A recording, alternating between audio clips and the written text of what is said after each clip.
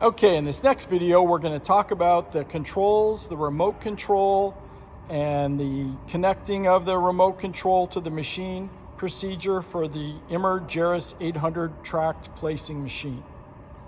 All right, so on the GERRIS, you have two options to run it. You can run it from the ground or from the remote. It's just going to matter which way you turn the key. To the right is from the remote, to the left is from the ground.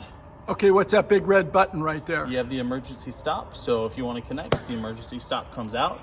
You turn it whichever way you want to run. So for right now, I want to connect to the remote. On the remote itself, the emergency stop comes out. And you press the connect button. You should see IMER group. The software will pop up.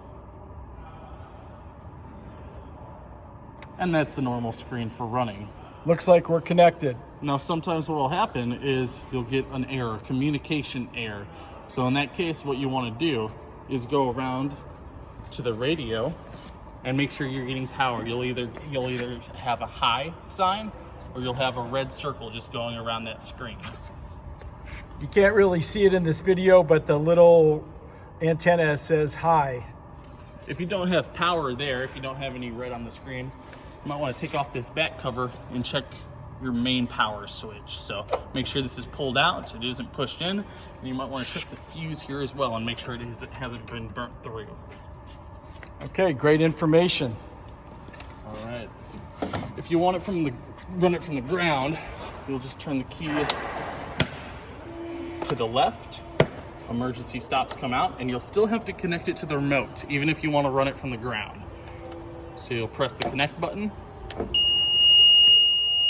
So that tone sounds as well. Yes. You'll have the tone sounds. You'll also have the on light, the green on light. So that means you're on ground control. No, this will come on for ground or the radio. Okay. So.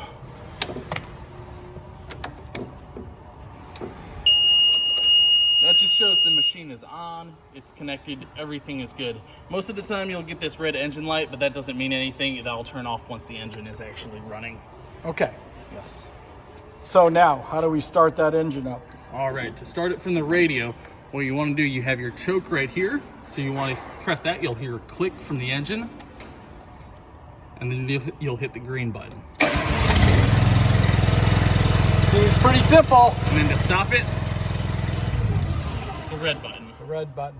Yep, Yes. pretty simple. All right, from the ground, key to the left, you'll have to connect to the radio.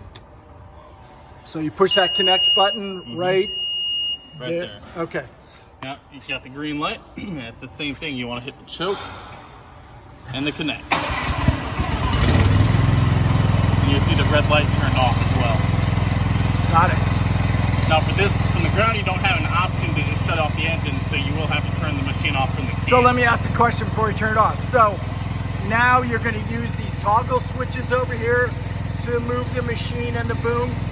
Yes, so you won't be able to move it yet because you don't have it stabilized. To operate it from the ground, you do have to stabilize it from the remote. Okay, so you can't stabilize it from the ground control, but you can move it.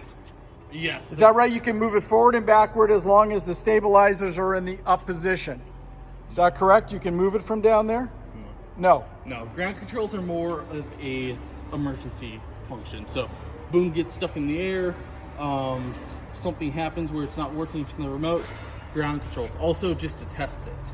Okay, so the main controls really to control and operate the machine has to be done by the remote. Yes. Okay. Thank you.